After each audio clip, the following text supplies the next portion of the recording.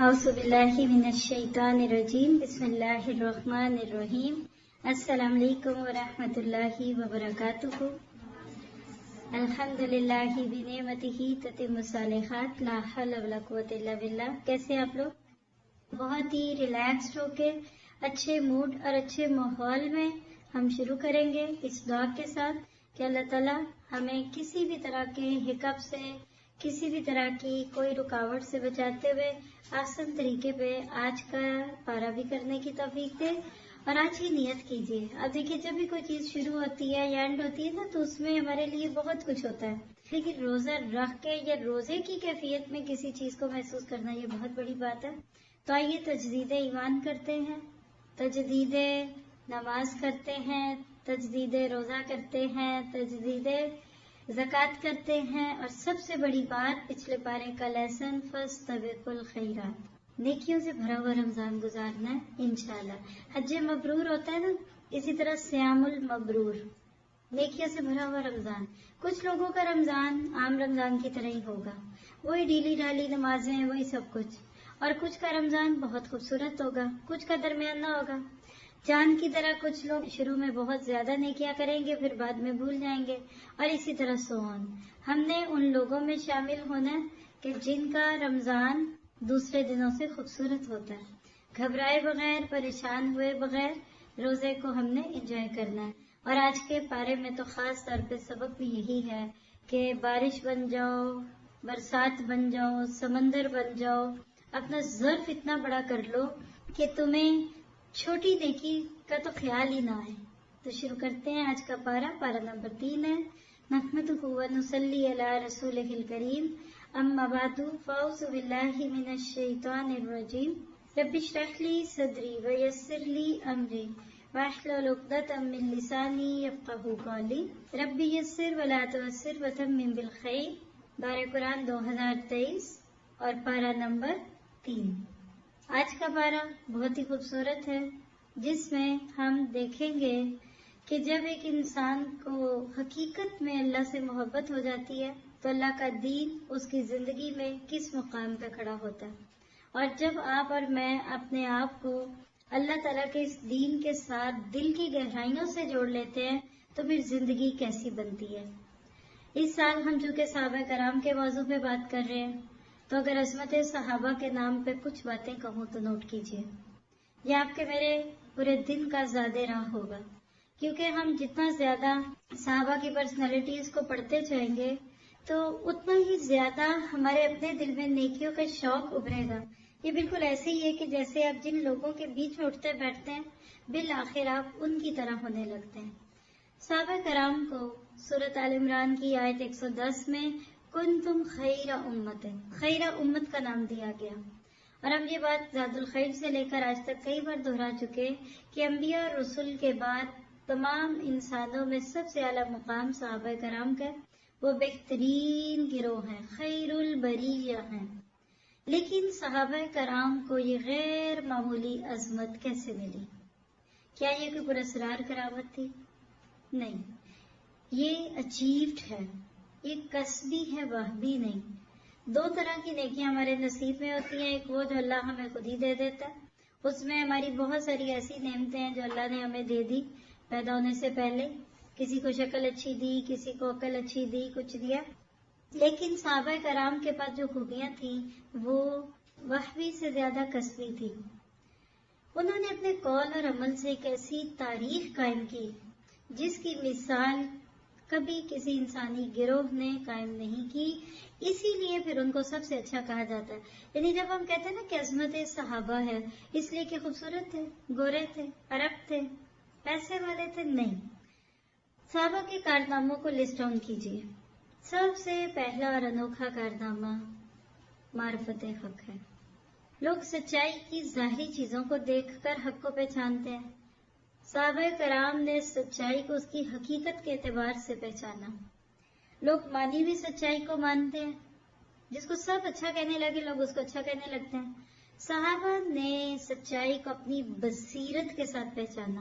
اگر 1 2 3 کریں گے تو 8-10 پوائنٹ بن جائیں گے۔ معرفت حق، سچائی کو اس کی اصل سے پہچانا، لوگوں کی زبان نہیں بولی کہ لوگ اچھا کہتے ہیں تو اچھا ہوگا. اگلی بات ہے کہ لوگ اس سچائی کی قدردانی کرتے ہیں جو ایک مسجد کے گنبد یا محراب کی طرح سے اوپر دور سے دکھتی ہے. صحابہ نے سچائی کی قدر اس وقت کی جب وہ صرف ایک چھپی ہوئی بنیاد میں پڑی ہوئی کوئی سچائی تھی. آپ دیکھیں کہ عموماً لوگ اس سچائی کی ٹرافی اٹھا کر ایک چیمپئن بن جاتے ہیں جس کے ساتھ بہت ساری مادی چیزیں جمع ہو چکی ہوتی ہیں. لوگوں میں شہرت ہوتی ہے، واہ واہ ہوتی ہے، ایوارڈز ملنے شروع ہو جاتے ہیں اور بڑے بڑے نام لیے جاتے ہیں.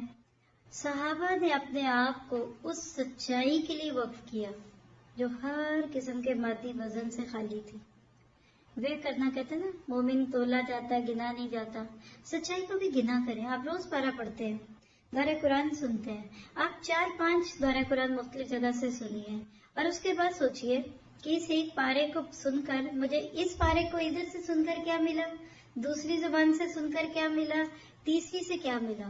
پھر جب آپ وہ کرتے ہیں نا تو صحابہ کا معیار اور صحابہ کی چوائس ہیوی چیز تھی.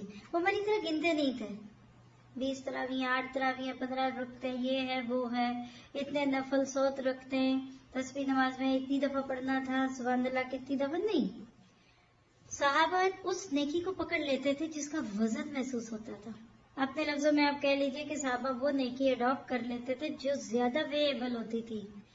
ٹائم زیادہ لگ جائے تو کیا ہے، ذرا ایفرٹ زیادہ کرنی پڑے تو کیا ہے، اینڈ پہ چیز تو زیادہ ملے گی نا.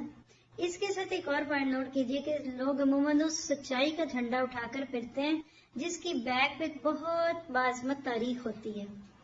صحابہ نے ایک بے تاریخ سچائی کا ساتھ دیا اور ہر قسم کی نفسیاتی اور جسمانی قربانی دے کر خود کو ایک شاندار تاریخ بنائی. آپ کہہ سکتے کہ صحابہ کرام آنے والی ساری نسلوں کے لیے رول ماڈل ہیں. اللہ تعالیٰ چاہتے تھے کہ ایک دفعہ ایک معیار قائم ہو جائے. فَإِنْ آمَنُوا بِمِثْلِ مَا آمَنْتُمْ بِهِ، ایک ایسا کرائیٹیرین بن جائے کہ قیامت تک کے لوگوں کو رول ماڈل کے طور پہ دکھایا جا سکے کہ اٹس پاسبل.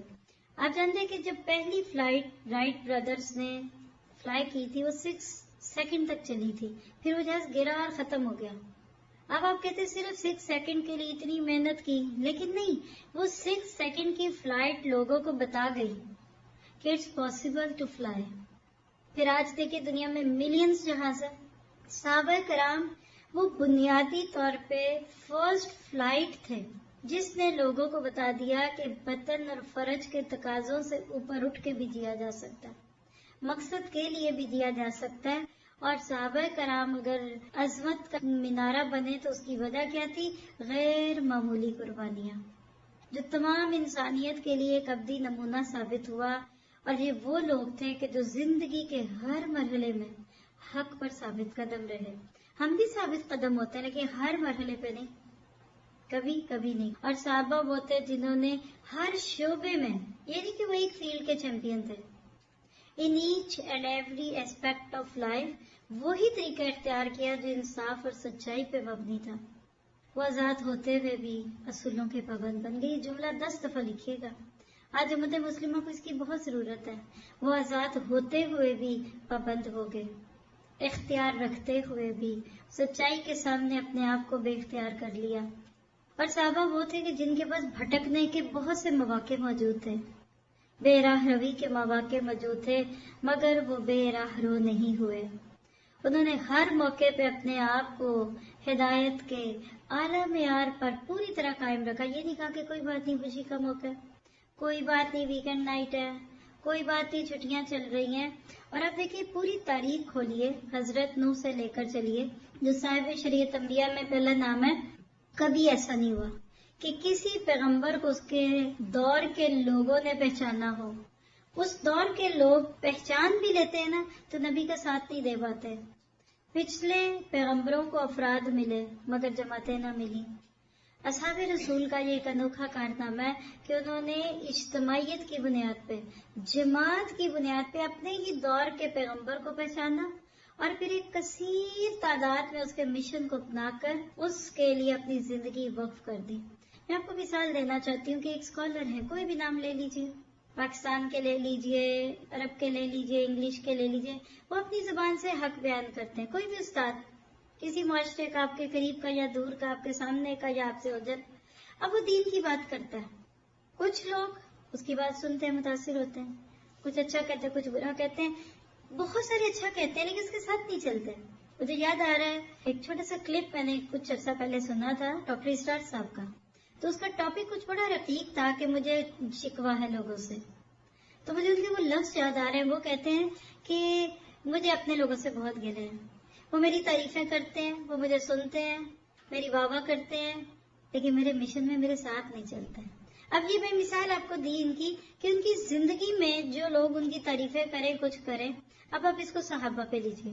صحابہ نے نبی کی زندگی میں نہ صرف یہ کہ آپ کو ماننا، ایڈمائر کیا، ورڈلی انڈیویجلی ون بائی ون آپ کا ساتھ دیا، بلکہ بینگ اے ہول، جیسے آپ کہیں کہ پوری کی پوری جماعت بن کر اپنی زندگی کو اس مشن کے لیے کھپا دیا.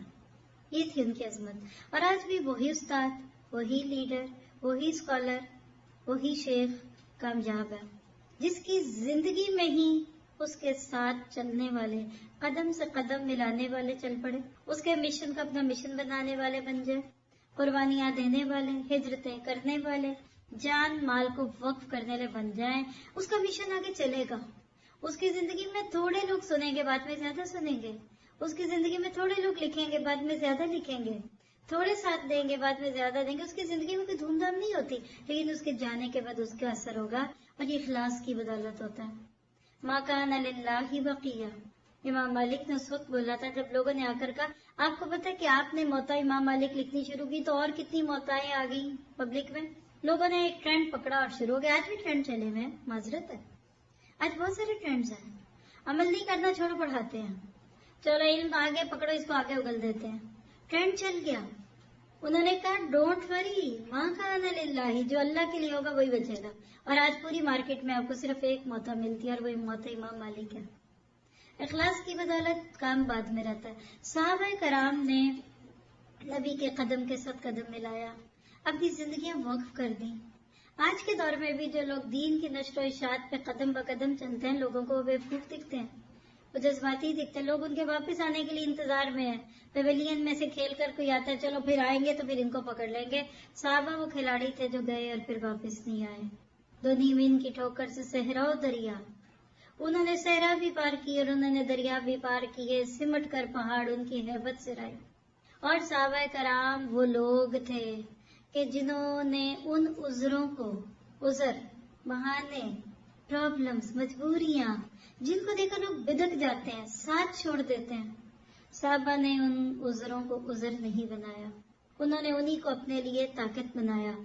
وہ ہر قسم کی ناخوشگوار باتوں کو نظر انداز کرتے ہوئے آپ کی لیڈرشپ پہ مطمئن رہے، آپ کی حمایت کرتے رہے، یہاں تک اسی حال میں دنیا سے چلے گئے. ایمان پہ ان کی موت ہوئی. اللہ نے نبی صلی اللہ علیہ وسلم کو ایک نبی کی حیثیت میں ان کے بیچ میں بھیجا. یہ کوئی کسی سیاسی لیڈر کا تقرر نہیں تھا، کوئی ووٹس کے ذریعے آیا ہوا ایک کوئی کینڈیڈیٹ نہیں تھا کہ اس کے پیچھے بڑی کمپین ہے، کسی جماعت کا جھنڈا ہے. نبی صلی اللہ علیہ وسلم بالکل تنہا تھے. کسی پارٹی کا ٹکٹ ان کے پاس نہیں تھا، کسی کی بیک نہیں تھی، کسی سپر پاور نے ان کو کھڑا نہیں کیا تھا. اللہ نے ایک ایسے شخص کو جس کو سارے مادی سہاروں سے بے نیاز کیا، حتیٰ کہ یتیم پیدا کیا. ماں کا سہارا گیا، دادا کا سہارا گیا، چچا بھی جو تھا وہ بھی ساری زندگی آپ کی حمایت کرتا رہا، لیکن آپ کے مشن پہ نہ آیا. اللہ بتانا چاہتا تھا لا الہ الا اللہ. جب ایک یتیم مکہ کو، ایک در یتیم کو میں ایک اتنے مشکل کام کے لیے چن سکتا ہوں، تو تمہارا اپنے بارے میں کیا خیال ہے؟ تم بھی تو اپنے آپ کو دیکھو. اللہ چاہتے تھے کہ ایک ایسا وسیع انقلاب پیدا کر کے وہ مثال قائم کر دیں کہ آپ کے بعد قیامت تک آنے والے لوگوں کو یہ یقین آ جائے کہ جس کو مشن کی سچائی کا پتہ چل جاتا ہے، پھر وہ اپنی ساری چھوٹی بڑی زیادہ تھوڑی جمع پونجی اٹھا کر لے آتا ہے. اور پھر ایسے گروہ کے لیے لوگ ناقابل بیان حد تک ایسے گروہ کو مٹانے کے لیے ہر ممکن کوشش کرتے ہیں، وہ کامیاب نہیں ہوں گے. اور اللہ نے وہ کام صحابہ سے لے لیا کہ جنہوں نے اللہ کے اس پلان میں، اس نقشے میں رنگ بھرے جو انی جاعل فی الارض خلیفہ کی صورت میں آدم علیہ السلام کی تخلیق کے موقع پہ تھا. وہ وہاں شروع ہوئی تھی بات. اور وہ محمد مصطفیٰ کے ان ساتھیوں کے ذریعے پوری ہوئی. آپ کہیں کہ اللہ کے منصوبے کو پایہ تکمیل میں پہنچانے والی جماعت اور گروہ، ان کو صحابہ کرام کہتے ہیں. اور پھر اس کی خاطر انہوں نے اپنی جان کو جان نہیں سمجھا اور اپنے مال کو اپنا مال نہیں سمجھا، اور انہوں نے اس کے لیے اپنی انا کو کچلا، اپنے تاج کو اپنے پیروں تلے روندا، اپنی محبوب چیزوں کو چھوڑ کر وہ اس کی طرف بڑھے، اور انہوں نے نہ ماننے والی بات کو مانا، انہوں نے ناقابل برداشت بات کو برداشت کیا، اور ایک جملہ بڑا بڑا کر کے لکھ لے، پیغمبر کو پانے کے لیے انہوں نے اپنا سب کچھ کھو دیا. کسی بھی شرط اور کسی بھی تحفظ کے بغیر وہ آپ کے شریک کار بن گئے، وہ آپ کے اس راستے میں انصار اللہ بن گئے. اور حقیقت یہ ایک اصحاب رسول انسانی تاریخ کے ایک منفرد گروہ کا نام ہے. اصحاب رسول کی عظمت اس سے زیادہ ہے کہ کوئی اس کو اپنے لفظوں میں بیان کریں. میں تو بالکل بے بس ہوں جب سے میں نے یہ ٹاپک شروع کیا. حالانکہ آپ کہیں گے کہ روز ہی کچھ نہ کچھ بات تو ہوتی ہے، لیکن یقین کریں کہ میں بالکل اپنے آپ کو بے بس محسوس کرتی ہوں. میں اپنے آپ کو بالکل ایسی جیسے ہاتھوں میں زنجیر لگی ہو نا، ایسی بندھی بھی محسوس کرتی ہوں کہ اللہ تعالیٰ میری زبان میں کوئی تاثیر تو ڈال دے، کوئی طاقت تو ڈال دے کہ میں صحابہ کرام کی عظمت بیان کر سکوں. اور صحابہ کرام کی عظمت بیان کرتے ہوئے آج کے بارے کا ٹاپک میں رک رک کے بولوں گی، آپ لکھیے گا، غیر قائم شدہ صداقت کے لیے مال لٹانا. لکھیے، غیر قائم شدہ صداقت کے لیے مال لٹانا. پہلے اس پہ چلیے، پھر آپ کو یہ بات سمجھ آئے گی. آپ دیکھیے کہ صحابہ کی خوبی کیا تھی کہ وہ سچائی جو بھی قائم ہی نہیں ہوئی، جس کے ساتھ کوئی پمپ اینڈ شو ہی نہیں ہے، لوگ اس کو جانتے ہی نہیں ہیں. He is not famous, it's not popular, no too many people subscribes him. آج کی زبان میں جو مرضی جملہ بول دیں. صحابہ نے غیر قائم شدہ سچائی کے لیے اپنا مال لٹا دیا. اور جب وہ آپ واقعہ پڑھتے ہیں نا عبداللہ بن مسعود سے، جو آتا ہے کہ قرآن کی آیت اتری کہ من ذا الذی یقرض اللہ قرضا حسنا، کل کے بارے کے ساتھ میں نے آپ کو وہ ساری آیتیں لکھوائی ہیں کہ جس میں یہ آیت آتی ہے. قرآن میں اتنی جگہ آتی ہے. اور ابو دہدہ جیسے صحابی نے کہا، اللہ کے نبی، کیا اللہ واقعی ہم سے قرض چاہتا ہے؟ آپ نے فرمایا، ہاں ابو دہدہ. تو انہوں نے کہا، اللہ کے نبی اپنا ہاتھ دیجیے. اور آپ یہ کہتے ہیں کہ آپ نے اپنا ہاتھ ان کے ہاتھ میں دے دیا. پھر یعنی وہ دیکھ رہے تھے نا وہاں کھڑے. تو ابو دہدہ نے کہا، اللہ کے نبی، یہ میں اپنا باغ اپنے رب کو قرض دیتا ہوں. اور اس میں ایک باغ تھا، 600 درخت تھے کھجوروں کے، میٹھے پانی کا چشمہ تھا، جہاں اللہ کے نبی بھی آرام کیا کرتے تھے. ابو دہدہ کے لیے وہ دن خوشی کا دن ہوتا تھا جب اللہ کے نبی ابو دہدہ کے باغ میں آتے اور کہتے ہیں کہ میں اب کچھ وقت یہاں گزاروں گا. وہ ان کو ٹھنڈے میٹھے پانی کا چشمے میں سے پانی پلاتے تھے.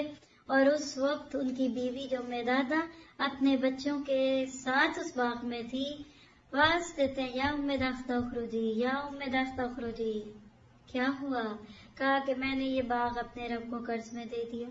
بیوی نے کہا، یا ابا دہدہ قد ربح البیع، تجھے تیری یہ تجارت کامیاب ملے، تجھے بڑا نفع کا سودا کیا. اور جو تھوڑا بہت سامان تھا ان کو لے کر بیوی بچوں کو لے کر باغ سے باہر آ گئے. اللہ کے نبی نے ایک کمنٹ دیا، کتنے ہی درخت اور کتنے ہی باغ جنت میں ابو دہدہ کا انتظار کر رہے ہیں. یہ تھے وہ لوگ. ایک باغ دیا، 600 درخت دیے، ایک گھر دیا. اور یہ ایک واقعہ نہیں، ایسے 20 واقعات ہیں. کل کے بارے کے ساتھ بھی کچھ سنیں گے ہم. لیکن جو بات مجھے سمجھ آئی، جو آج میں آپ کو رٹوانا چاہتی ہوں اس بارے کے ساتھ، غیر قائم شدہ صداقت کے لیے مال لٹانا. جب چیزیں مشہور ہو جاتی ہیں، جب لوگوں کی نظروں میں آ جاتی ہیں، اس پہ تو لوگ لائنوں میں کھڑے ہوتے ہیں کہ ہم سے خدمت لیجیے، ہم سے لیجیے. دیکھیے آپ سمجھیے اس کو، آج میں نے بیچ میں بھی اشارہ دی ہے نا کینڈیڈیٹ کا. ایک شخص جو پچھلے 20 سال سے سیاست میں، لوگ اس کا نام جانتے ہیں، کوئی اس کو اچھا کہے گا، کوئی برا کہے گا، اس کے ساتھ تو بہت کچھ ہے. تو ایک نیا بندہ کہتا ہے کہ چلو اس سال میں الیکشن کا ٹکٹ لے کے کھڑا ہوتا ہوں. اس کو کون جانتا ہے؟ جو اس کو جان گیا، اگر وہ سچا بندہ ہے، وہ 1 ہے یا 100 ہے یا 10 ہے، بعض لوگ تو کہتے ہیں کہ شروع میں ہم اتنے تھوڑے لوگ ہوتے ہیں کہ جب تصویر کھنچانی ہوتی تھی تو گھر کے نوکروں کو بلا کر کھڑا کر کے فوٹو کھنچا کے میڈیا میں دیتے تھے کہ آج اتنے لوگ آئے تھے جلسے جلوس میں. اور ایک وقت آتا ہے کہ لوگ تن من دھن لگاتے ہیں. صحابہ نے نبی صلی اللہ علیہ وسلم کو ایک سیاسی لیڈر کے طور پر نہیں، ایک بالکل سچے بندے کی، اس کی بات میں سچ ہے، یہ کہتا سچ ہے، اس کی بات دل پہ اثر کرتی ہے. تو ابو درداء کا یہی ایک واقعہ ایک نمائندگی کرتا ہے کہ صحابہ کرام جس دین پر ایمان لائے تھے اس دین کی خاطر قربانی پیش کرنے کے لیے وہ کس قدر بے چین رہتے تھے. آج ہم جان بچانے کے لیے جس قدر کوشش کرتے ہیں صحابہ جان دینے کے لیے اتنی کوشش کرتے تھے. اور یاد رکھیے کہ آج میں اور آپ تو یہ واقعہ ابو درداء کا آج سنتے ہیں نا، 2 بلین فالوورز ہیں نبی صلی اللہ علیہ وسلم کے دین کے.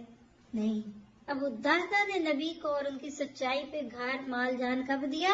1440 سال پہلے. آج کوئی شخص ایسا انفاق کر بھی دینا تو لوگ کہیں گے ہاں بھائی لاکھوں مسلمانوں کے درمیان مقبولیت کی صورت میں اس کو بہت جلد اپنے انفاق سے زیادہ بڑی شہرت ملے گی. مثلا کوئی عرب سے زیادہ آتے ہیں، باہر کے ملکوں میں بہت سی مسجدیں ہیں، ناروے میں بھی ہیں ایسی مسجدیں، اور دنیا کے کئی عرب ملکوں کے لوگ جو ہے نا وہ دیتے ہیں. ڈنمارک میں گئی جب فرسٹ ٹائم، انتہائی خوبصورت مسجد دیکھی، یعنی ان یوزل خوبصورت. تو بعد میں پتا چلا کہ قطر سے کوئی شہزادہ آیا تھا تو اس نے کہا ادھر کوئی اچھی مسجد ہے اور وہ اس کو سپورٹ کر کے گیا. وہ مسجد گیا، آپ جا کر دیکھیں آپ کا دل نہیں کرتا نکلنے کو. تو ایسی مثالیں آج ہیں، لیکن ابھی بھی میں نے بتایا نا شہرت ہو گئی نا اس کی. صحابہ نے اس وقت لگایا جب کوئی ان کو اچھا کہنے والا نہیں تھا. اللہ کے نبی کے حالات بڑے مختلف تھے. اس وقت دین پر اپنا مال لوٹانا دیوانگی کہلاتا تھا. اونچے میناروں پر نمایاں ہونے کی بجائے بنیاد کی زمین میں دفن ہونے کے معنی تھا. جملہ لکھیے، صحابہ نے میناروں میں نہیں لگایا اور ساتھ اپنا نام بھی لکھ دے، برج خلیفہ، برج جواد، برج فلاں. صحابہ نے بنیاد کی اینٹوں پہ اپنے نام لکھائے جو تھوڑی دیر بعد مٹی میں دب جانی تھی. وہ بے نام ہوئے. اس وقت ایسا قدم ایک ایسی موومنٹ، ایک ایسی تحریک کے خانے میں لکھا جانے والا تھا جس کی بھی سچائی کا بھی کسی کو نہیں یقین. متشبہ، آپ دیکھیں کہ ابھی مشتبہ تھی نبی کی ذات. آپ دیکھیں نا آپ کے پاس ادھر ایک دکان ہے، 20 سال سے آپ دیکھ رہے ہیں، سب کو پتہ چلی ہوئی ہے، اچھی چیزیں بیچتے ہیں، یہ ہیبٹ ہے، یہ فلاں سٹور ہے، یہ فلاں. آپ کے گلی کے کونے پہ ایک اور دکان کھل جائے، پتہ ہی نہیں اچھی ہے کہ نہیں، پتہ نہیں یہ پروڈکٹ کیا دیں گے، پتہ نہیں یہ مہنگی چیزیں نہ بیچیں. اب جو ایک ایک کر کے اس کو کسٹمر دے گا نا وہ اس کے پروڈکٹ پہ آئے گا. صحابہ نے ایک نئی دکان کو پروموٹ کیا اور پھر وہ پوری دنیا کی ساری دکانوں کے بند ہونے کا ذریعہ بن گئی. سچ کی یہ پہچان ہے. صحابہ کرام کو اس وقت لوگ دیوانہ اور مجنون اور سفہا کہتے تھے. آپ کہہ لیجئے کہ ایک ایسی مد میں انہوں نے اپنے ایسٹس پیش کر دیے کہ جس کو بھی کسی نے ریکگنائز بھی نہیں کیا تھا. آج کوئی آپ کا شوہر، میرا بھائی، کسی کا بیٹا آ کر کہتا ہے امی آج میں کام کر کے آیا ہوں، یکم رمضان ہے نا تو اماں وہ میں اپنا سیل فون جو ہے نا اس کو میں اللہ کے راستے میں دے آیا ہوں. ہیں کیا کیا، کیسے کیا؟ اب اس کی کوئی بھی کوشش کر سکتا ہے، کوئی بھی بات ہو سکتی ہے. فلاں جگہ لوگ بھوکے تھے. جیسے ایک ماں نے میرے سے شیئر کیا کہ پچھلے دنوں جب فلڈنگ تھی تو ان کا بیٹا بے چین ہو گیا کہ آپ نے میری شادی کے نام پہ جو زیور رکھا ہوا ہے نا اس کو بیچے. میں نے اپنی بیوی کو زیور نہیں پہنانا چاہے فلڈ میں بھیجے. وہ کہہ رہی جب تک میں نے وہ زیور بیچ نہیں دیا اسے میری جان نہیں چھوڑی. اور جیسے وہ زیور بک رہا تھا وہ بچہ اتنا خوش تھا جیسے شادی کے دن بھی کوئی نہ ہو. تو یہ روح کس نے دی؟ یہ ماں نے دی، یہ قرآن نے دی. صحابہ کرام کی نیکی کو پھر یاد کر لیجئے جو آج کے پورے بارے میں ملے گا اور آپ حیران ہوں گے. میں تو اللہ کی ترتیب پہ حیران ہوں. آپ سوچ رہے ہوں گے کہ میں آپ کو صحابہ کرام کے جو نام دے رہی ہوں نا یہ اس ترتیب سے دے رہی ہوں کہ ابو بکر، عمر، عثمان، رائٹ؟ یہ تو آپ کا اعلیٰ ظرفی ہے کہ آپ سوچیں. لیکن آج کا پارا غیر قائم شدہ صداقت کے لیے مال لوٹانا، یہ تھیم، یہ پوائنٹ جس شخصیت کے نام ہے وہ ہے عثمان غنی رضی اللہ عنہ. تو آج کے پارے کی شخصیت عثمان غنی رضی اللہ عنہ. عثمان غنی کون تھے؟ وہ کیا تھے؟ آئیے ذرا کچھ پوئٹری ان کے بارے میں سن لیتے ہیں. اور اس پہ تو میری زبان تھک جائے گی، میں پورے پارے میں بیچ بیچ میں دوں گی. اگر میں نے شروع میں دینا شروع کیا تو آدھا پونا گھنٹہ اس پہ ہی لگ جائے گا. عثمان غنی کون تھے؟ کسی شاعر نے کہا محبوب مصطفیٰ بھی ہے عثمان ذوالنورین. مشکل لفظ ہے. کہتے ہیں کہ نبی صلی اللہ علیہ وسلم کو جن سے محبت تھی نا، اس میں ایک عثمان ہے جن کا لقب ذوالنورین ہے. نبی کی 2 بیٹیوں کے شوہر رقیہ اور ام کلثوم. اور آپ پتہ یہ دونوں بیٹیاں کون تھیں؟ پلٹائی ہوئی، ڈیورسڈ. آپ دل پہ ہاتھ رکھیے، بیٹی والے ہیں نا. نبی کی 2 بیٹیاں ابو لہب کے 2 بیٹوں سے نکاحی ہوئی تھی. اور جب قرآن نازل ہوا محمد بن عبداللہ محمد رسول اللہ میں ڈھلا، تبت یدا ابی لہب بن نازل ہوئی تو اس کو اتنا غصہ آیا، اپنے بیٹوں کو کہنے لگا محمد کی بیٹیوں کو طلاق دے دو. آج آپ کہتے بیٹی سر پہ اسکارف لے لے گی تو اچھا رشتہ نہیں آئے گا، بیٹا داڑھی رکھ لے گا تو اس کو رشتہ کون دے گا. آپ دیکھیے کہ نبی کو اس رستے میں بیٹیوں کے غم بھی ملے، اور وہی دونوں بیٹیاں یکے بعد دیگرے عثمان غنی کی زوجیت میں آئیں. اللہ نے ان کو ان سے اچھا دے دیا. تو کہتے ہیں کہ ذوالنورین 2 نوروں والا. پہلی بیٹی فتح بدر کے دن فوت ہوتی ہے. نبی کی ہر خوشی میں غم بھی تھے، اور حضرت عثمان اس جنگ میں کیوں نہیں شریک ہوئے کہ وہ اپنی بیمار بیوی کی تیمارداری کر رہے تھے. جن لوگوں نے حضرت عثمان پہ باتیں کسی، ان کو یہ پیغام دیے گئے صحابہ کی طرف سے کہ وہ اس لیے میدان بدر میں نہیں تھے کہ وہ نبی کے حکم پہ اپنی بیوی کی تیمارداری کر رہے تھے. اور ایک پیکر سخاوت بھی ہے عثمان ذوالنورین. عثمان کی سخاوت کی کہانیاں آج کے پارے کے فرسٹ گروپ میں سناتی رہوں گی آپ کو جب وہ آیتیں گزریں گی. تو کہتے ہیں کہ چشمے تیری سخا کے ہیں اب بھی رواں دواں. یعنی اے عثمان، تیری جنروسٹی، تیری سخاوت کے چشمے آج بھی رواں دواں ہیں. کیسے؟ کنویں کا سلسلہ بھی ہے عثمان ذوالنورین. حضرت عثمان نے کنویں خرید کے مسلمانوں کو دیے ہوئے تھے. ایک کنواں جو ایک یہودی کا تھا، وہ مسلمانوں پہ بغض کی وجہ سے پانی روک رہا تھا. اتنی مسلمانوں پہ تنگی تھی کہ آخر ایک دن اللہ کے نبی نے کہا کہ کوئی ہے جو اس کنویں کو خرید دے تاکہ مسلمانوں کو پانی ملے. عثمان غنی نے 20,000 درہم میں وہ کنواں خریدا اور وقف کر دیا. چاہتے تو ایک درہم، چلو ایک کچھ پیسے ایک ڈول کے رکھ کے بیچتے، اس دور میں پانی بکتا تھا. لیکن عثمان نے کہا کہ یہ میں نے اپنے لیے نہیں، اللہ کے لیے خریدا. اور آپ کو پتا ہے کہ عثمان غنی کے نام کا اکاؤنٹ آج بھی سعودی حکومت کے پاس موجود ہے. ایک باغ جو عثمان غنی کا باغ تھا، دیکھنے کا بھی مجھے اتفاق ہوا. ہم اپنے ایک استاد کے ساتھ پورا گروپ میں ہم لوگ گئے تھے عمرے پہ 1 سال میں، تو انہوں نے ہمیں وہ ساری تاریخی زیارتیں کروائی تھی جو عام طور پہ لوگ کرتے بھی نہیں ہیں. اس میں وہ باغ بھی تھا. حضرت عثمان نے وہ باغ وقف کیا اور کہا کہ اس کی پیداوار جو ہے یہ اللہ کے لیے وقف ہے. وہاں سے وہ سلسلہ چلتے چلتے یہ آج کے دور تک پہنچ گیا. کچھ سال پہلے تک ہوتا کیا تھا کہ اس باغ سے ہر سال جو فصل آتی تھی اس کا کیا کیا جائے. پھر اس دور کے علماء کرام بیٹھے، کہا کیا کریں، اس پیسے کا کیا کریں. انہوں نے بینک میں اکاؤنٹ کھولا اور وہ پیسے اس میں جمع ہونے لگے. اور آج حرم کی توسیع، ایکسپینشن آف حرم میں عثمان غنی کے اس اکاؤنٹ سے بھی پیسے آتے ہیں. 1440 سال ہو گئے. مجھے کیا پتا میری آج کی یہ نیکی پتہ نہیں 100 سال بعد بھی ختم ہو جائے. عثمان کے نام کا آج بھی وہ اکاؤنٹ موجود ہے. وہ نیکیاں کیجئے کہ آپ کی زندگی میں جو سرے کھلے وہ باہر دوسری طرف چلتے جائیں. راہ خدا میں جان بھی، اسباب و مال بھی، سب کچھ تیرا فدا بھی ہے عثمان نورین. تو عثمان غنی وہ تھے کہ جنہوں نے کچھ بچایا نہیں، وہ سب کچھ دے کر فارغ ہو کر گئے. ان کی زندگی کی کہانی میں نے سوچی ہے کہ آپ کو الگ سے بھی سناؤں گی. ہم نے ویسے بھی 4 خلفائے راشدین کے سیمینار کیے ہوئے ہیں لندن سے کچھ سال پہلے، لیکن آج عثمان غنی کے بارے میں پڑھتے ہوئے میرے دل میں آ رہا تھا کہ اللہ، یہ دور قرآن میں تو اتنا زیادہ نہیں کہہ سکتی، لیکن بس چند کوڈ ورڈ لے لیجیے کہ عثمان غنی داماد رسول تھے. جب پہلی بیوی کا انتقال ہوا تو اداس رہنے لگے، کہنے لگے نبی سے جو رشتہ داری جڑی تھی وہ ٹوٹ گئی. تو اللہ نے پھر دوسری بیٹی بھی آپ کے نکاح میں دے دی. اور عثمان وہ خوش قسمت ہے کہ جن کے لیے، اور یہ جو روایت ہے نا بیٹیوں والی، یہ ابن ماجہ کی روایت بھی، اور بھی حدیثیں ہیں 110. اللہ کے نبی نے عثمان کے بارے میں فرمایا ہر نبی کا ایک رفیق ہے اور میرا رفیق عثمان بن عفان ہے جنت میں. یعنی جنت میں میرے رفیق ہوں گے. یہ بھی ابن ماجہ 109 ہے. اور اسی طرح سے آپ نے، حضرت ابن عمر کہتے ہیں کہ ہم اللہ کے نبی کی زندگی میں یہ کہا کرتے تھے کہ ابو بکر، عمر اور عثمان، یعنی ان تینوں کا نام اکٹھا آتا تھا. ترمذی کی روایت ہے 3707. اور یہ صاحب فضیلت تھے.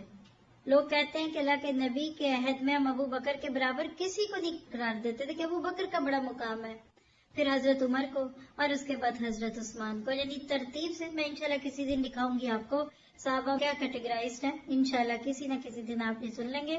تمہارا یہ روایت 3698 بخاری کی روایت ہے. اور عثمان کو اللہ کے نبی کا وہ خوبصورت جملہ، آج کے بعد عثمان کا کوئی عمل اسے نقصان نہیں دے گا، یہ غزوہ تبوک کے موقع پہ ملا. جیش اسرا جس کا نام تھا، اللہ کے نبی صلی اللہ علیہ وسلم کے پاس عبد الرحمن بن عوف نے بھی لا کر کچھ دیا، اور حضرت عثمان درہم اپنی آستین میں چھپا کر لائے، اور اللہ کے نبی ان کے درہموں کو ایسے ٹٹول رہے تھے جھولی میں جیسے بندہ خوشی سے اٹھاتا ہے نا. پھر آپ نے کہا کہ عثمان کو آج کے بعد کوئی عمل نقصان نہیں دے گا، اور عثمان وہ تھے کہ جس سے فرشتے بھی حیا کرتے تھے. معروف واقعہ آپ نے سنا ہوا کہ اللہ کے نبی لیٹے ہوئے تھے، آپ کی پنڈلی کھلی ہوئی تھی، ایک ایک کر کے صحابہ آتے رہے، ایسے ہی لیٹے رہے. جو ہی عثمان آئے تو آپ اٹھ کر بیٹھ گئے، تو کہا ایسا کیوں کیا؟ کہا میں اس سے حیا کیوں نہ کروں جس سے فرشتے بھی حیا کرتے ہیں. یہ صحیح مسلم کی روایت ہے 6209، 6211 اور 6210. پھر اسی طرح اللہ کے نبی نے ان کے بارے میں فرمایا کہ ان کو جنت کی خوشخبری دے دو. تفصیلی روایت ہے لیکن اس کا خلاصہ یہ ہے کہ ان خوش قسمت لوگوں میں سے جن کو دنیا میں ہی جنتی ہونے کی خوشخبری مل گئی تھی، اور اللہ کے نبی نے ان کو خاص طور پہ اس بارے میں مینشن بھی کیا تھا. پھر اللہ کے نبی نے اپنی زندگی میں ان کو شہید ہونے کی خوشخبری دے دی تھی. فرمایا تھا کہ یہ شہید تو ہوں گے لیکن بڑی مظلومیت کے بعد. اور کبھی آپ صرف شہادت عثمان پڑھ لیں، یقین کریں آپ کے نیپکن گیلے ہو جائیں گے. آج بھی لوگ اور شہادتوں کے بارے میں بات کرتے ہیں، لیکن عثمان غنی کی شہادت بلوائیوں کے ہاتھ کیسے ہوئی، پورا واقعہ پڑھا میں نے رات کو، پوری ہسٹری پڑھ کے آئی ہوں، لیکن اب وقت نہیں ہے. بس اللہ کے نبی کا جملہ نوٹ کر لیں کہ فتنے میں انہیں مظلومانہ قتل کیا جائے گا. یہ ترمذی کی روایت ہے 308 نمبر کی. اور اسی طرح سے فرمایا کہ ان فتنوں کے دن عثمان ہدایت پر ہوں گے، یعنی خوشخبری دے دی تھی. اور آپ کو پتا کہ جب دشمنوں نے ان کے گھر کا حصار کیا تو لوگ حج پہ گئے ہوئے تھے مکہ میں، مدینہ آلموسٹ خالی ہو چکا تھا. وہ لوگ حاجیوں کے روپ میں آئے تھے مدینہ میں، اور آگے مکہ جانے کی بجائے وہی چھپ گئے ارد گرد جگہ بنا کر. اور جب بعد میں تکلیف دینی شروع کی، لوگوں نے کہا کہ حضرت عثمان آپ یہاں سے چلے جائیے، آپ بھی مکہ چلے جائیں. انہوں نے کہا نہیں، میں نبی کا در نہیں چھوڑوں گا. اور ان کو اپنی شہادت کا موت کی طرح یقین تھا کہ میں نے شہید ہونا ہے، تو کہتے تھے کہ میں نے مدینہ شہر میں شہید ہونا ہے اور میں نبی کا ساتھ نہیں چھوڑوں گا جبکہ میرے نبی کا جسد ابھی ادھر موجود ہے. آپ نے ان کو کہا تھا کہ خلافت کا لباس نہ اتارنا، یعنی تم پہ سختی کی جائے گی. بہت کانٹراڈکشن تھا، سب ان کی طبیعت میں نرمی بہت تھی. ان سے پہلے حضرت عمر کے دور کے جو 10 سال کا روب دبدبا تھا نا، شروع کے کچھ سالوں میں وہ اثر رہا. پھر لوگ آہستہ آہستہ آپ کہتے نرم بندے کی بات نہیں مانتے تو لوگ ڈھیلے ہونے لگے. ان کی نرمی سے لوگوں نے فائدہ اٹھا کر ان سے کچھ ایسی باتیں منوانی چاہیے جو نہیں یہ ماننا چاہتے تھے. اسی دشمنی میں پھر بالآخر حضرت عثمان کو شہید کر دیا گیا.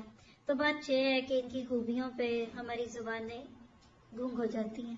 اپنے مال سے جگہ خرید کر مسجد نبوی کی ایکسٹینشن کی تھی، اور اس وقت انہوں نے یہ بات، جبکہ ابھی وہ دور تھا کہ جس کو آپ کہہ سکتے ہیں کہ ابھی خانہ کعبہ اور حرم اور مدینہ میں مسجد نبوی اتنی خوبصورت نہیں بنی ہوئی تھی، لیکن جب لوگ زیادہ ہوتے گئے مسجد چھوٹی پڑتی گئی تو ارد گرد سے کتنے گھر خرید کر آپ نے مسجد نبوی کو کھلا کروا دیا تھا. اور حضرت عثمان سے زیادہ کوئی عزت والا نہیں. اللہ کے نبی کی یہ خوشخبری بھی موجود ہے ان کے بارے میں، اور اسی طرح سے بہت کچھ. بس یہ دعا کیجیے کہ آج ہم ان کا روپ جو پڑھ لیں وہ ہے جود و سخا کا. اس پورے بارے میں آپ کو بہت کچھ ملنے والا ہے کہ جس میں آپ دیکھیں گے کہ صحابہ کرام کس طریقے سے اللہ تعالیٰ کے رستوں میں مال خرچ کرتے تھے. اور وجہ یہ کہ دل کھل گیا ہوا تھا، وجہ یہ کہ ان کو پتہ چل گیا ہوا تھا کہ ہم جو کچھ اللہ کے رستے میں دے رہے ہیں نا وہ دے نہیں رہے، وہ لے رہے ہیں.